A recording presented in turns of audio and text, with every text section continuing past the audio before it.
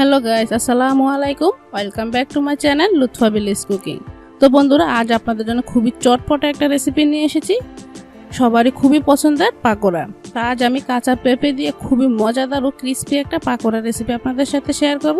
তো না টেনে সম্পূর্ণ ভিডিওটা দেখুন, আশা করছি আপনাদের কাছে খুবই ভালো লাগবে। আর বন্ধুরা, ভিডিওটা যদি ভালো লেগে থাকে তাহলে প্লিজ প্রথমে ভিডিওর শুরুতে একটা লাইক দিয়ে তারপর সম্পূর্ণ ভিডিওটা দেখা শুরু করবেন। আর চ্যানেলটাকে অবশ্যই সাবস্ক্রাইব করে পাশে থাকা বেল বাটনটাও ক্লিক করে রাখবেন, তাহলে এরকম মজার মজার রেসিপির নোটিফিকেশন কিন্তু সর্বপ্রথমে কিন্তু আপনার কাছে পৌঁছে যাবে।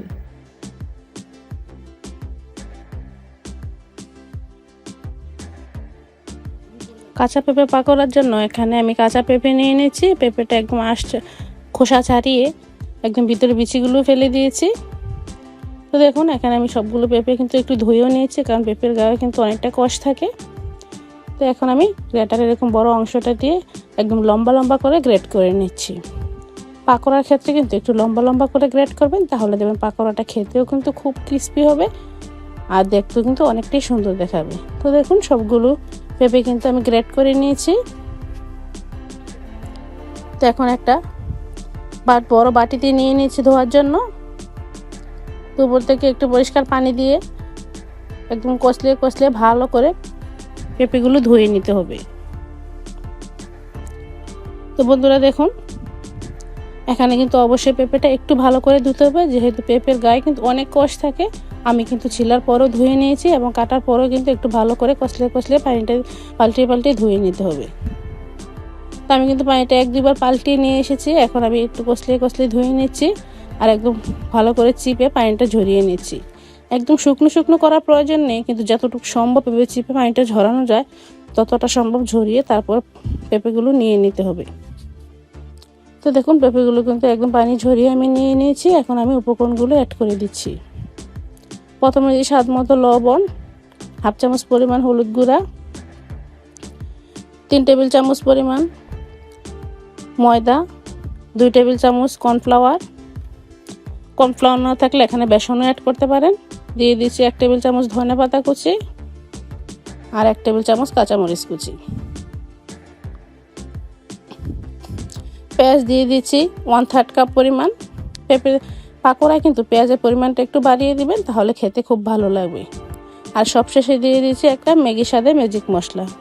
তো ম্যাগি স্বাদে ম্যাজিক মশলা দিলে কিন্তু বাড়তি আর কোনো ধরনের মশলার প্রয়োজন হয় না, এই একটা প্যাকেটেই কিন্তু যথেষ্ট। এর স্বাদ কিন্তু খুব ভালো আসে, একদম অতুলনীয়। তো এখন আমি কষলিয়ে খুব ভালো করে মেখে নিচ্ছি।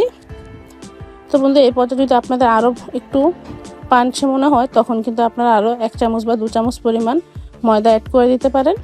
তো দেখুন, ডোটা কিন্তু এখানে একদমই পারফেক্ট পাকোড়া তৈরি করার জন্য।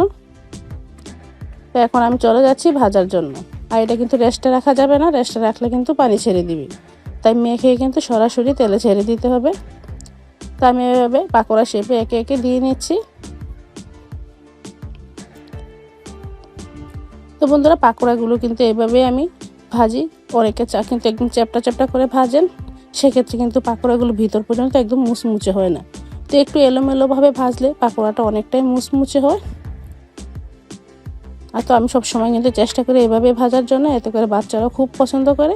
অনেক ক্রিস্পি জিনিস কিন্তু বাচ্চারা খেতে খুবই পছন্দ করে। তো একটু উল্টিয়ে পাল্টিয়ে আমি একদম মুচমুচে করে পাকোড়াগুলো ভেজে নেব। তো মিডিয়াম আঁচে সময় নিয়ে একটু উল্টিয়ে পাল্টিয়ে ভাজতে হবে। তো দেখুন, খুব সুন্দর কালার চলে এসেছে আর পাকোড়াগুলো কিন্তু অনেকটা ক্রিস্পি হয়ে গেছে। এখন আমি তেল থেকে তুলে নিচ্ছি।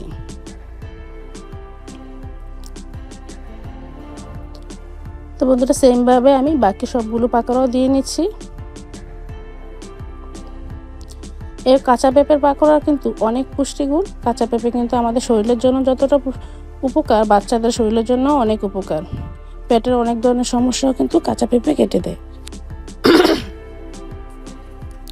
পেটের অনেক ধরনের সমস্যা কিন্তু আমাদের কাঁচা পেঁপে অনেকটাই সাহায্য করে। আর শরীরের ওয়েট লস করাতেও কিন্তু কাঁচা পেঁপে অনেকটাই সাহায্য করে। তো আপনার কাঁচা পেঁপের গুণ কিন্তু বলে শেষ করা যাচ্ছে না। তো এভাবে কিন্তু উল্টে পাল্টে সবগুলো আমি ভেজে নিয়েছি। দেখুন, একদম খুবই ক্রিস্পি করে ভেজেছি। দেখুন কতটা সুন্দর দেখাচ্ছে পেঁপের পাকোড়াগুলো, দেখতে কিন্তু মন জুড়িয়ে যায়। খেতে কিন্তু খুব ভালো হবে। তো বাচ্চারা কিন্তু এরকম ক্রিস্পি জিনিস খেতে খুবই পছন্দ করে। তো আশা করছি বন্ধুরা, রেসিপিটা আপনাদের কাছে খুবই ভালো লেগেছে। তো তো যদি ভালো লেগে থাকে তাহলে প্লিজ ছোট্ট একটা লাইক দিয়ে আমাকে কমেন্টস করে জানাবেন। আপনার লাইক এবং কমেন্টস আমাকে অনেক দূর এগিয়ে যেতে সাহায্য করবে।